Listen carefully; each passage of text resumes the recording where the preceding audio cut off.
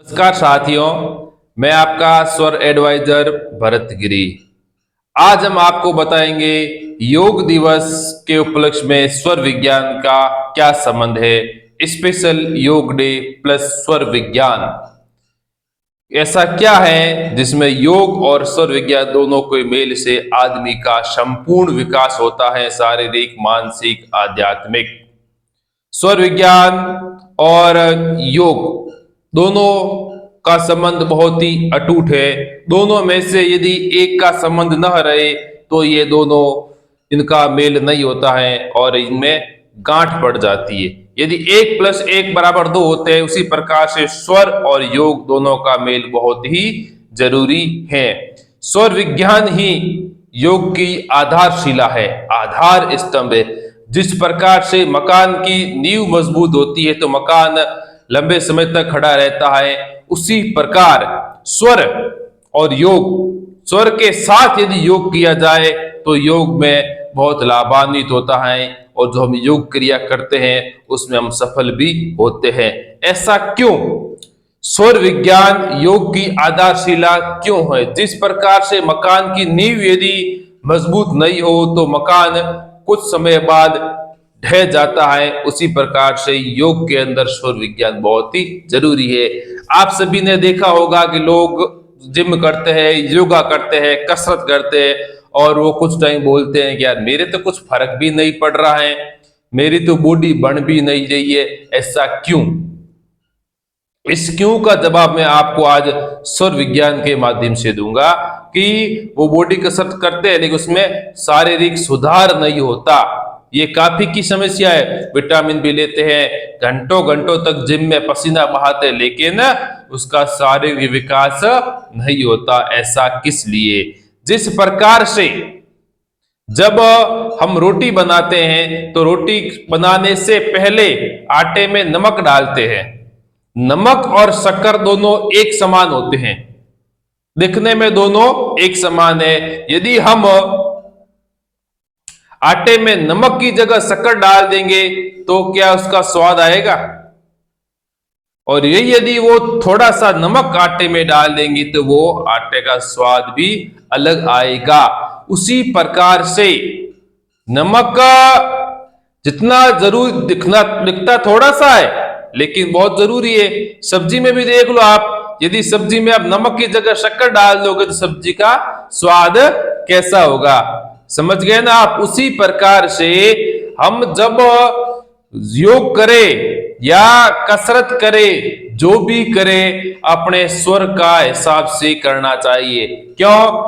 उदाहरण दिया है कि देखो, योग करते तभी सांस तो लेते हैं, जिम में जाते तभी सांस लेते हैं। यदि वही सांस हम यदि सूर्य स्वर में लेंगे तो वो नमक का कार्य करेगी, और यही यदि सांस हम चंद्र स्वर में करेंगे तो शक्कर कार्य करेगी।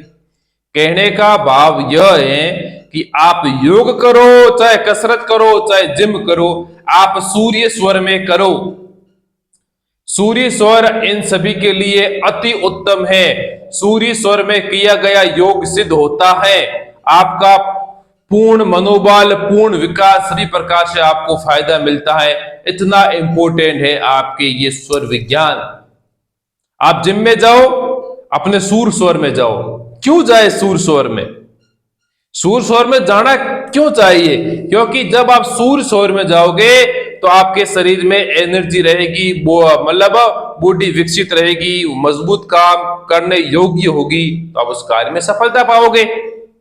यदि आप वही काम चंद्र स्वर में जाओगे तो आपकी बॉडी लूज हो जाएगी, आप जो काम करना चाहोगे वो आप काम नहीं कर पाओगे। क्यों? कि आप चंद्र स्वर में कर रहे हो, और चंद्र स्वर का कार्य क्या होता है? शीतलता प्रदान करना। इसलिए आप जो भी कठिन कार्य करो, आप सूर स्वर में करो।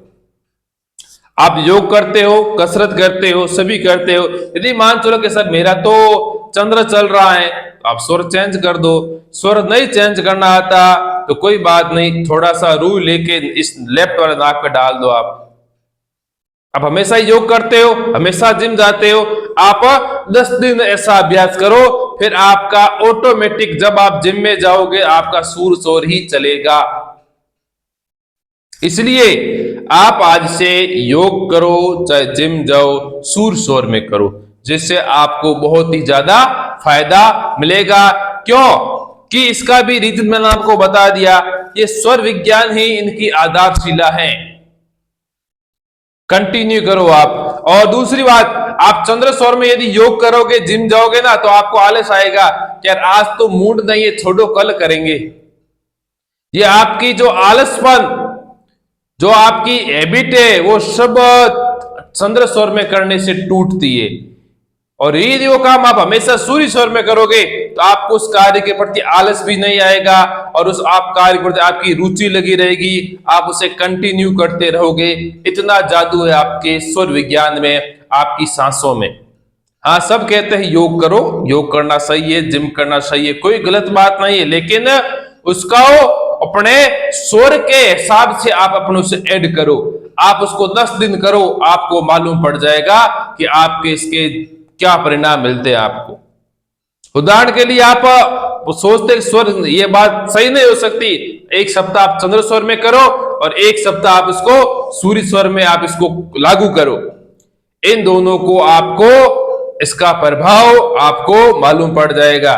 दूसरी बात, एक छोटी सी बात बता देता हूं कि जो दौड़ करते हैं, रनिंग करते हैं, जो फौज पुलिस की तैयारी करते हैं, उनको हमेशा रनिंग या कोई भी आप खेल खेल रहे हो, वो खेल आपको हमेशा सूर्य स्वर में खेलना चाहिए, जिससे आपको फायदा होगा।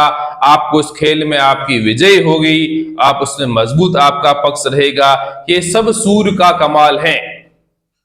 इतना लाभदायक है सूर्य स्वर, जो आपको बहुत ही फायदा पहुंचाता है। तो आज से आप जो भी योग करो, चाहे कसरत करो, आप उसको सूर्य स्वर में डालने की, सूर्य स्वर में करने की आप उसकी आदत डाल दो, जिससे आपको इसका बहुत ही फायदा मिलेगा। प्लीज आप चैनल को लाइक और सब्सक्राइब जरूर करें। धन्यवाद।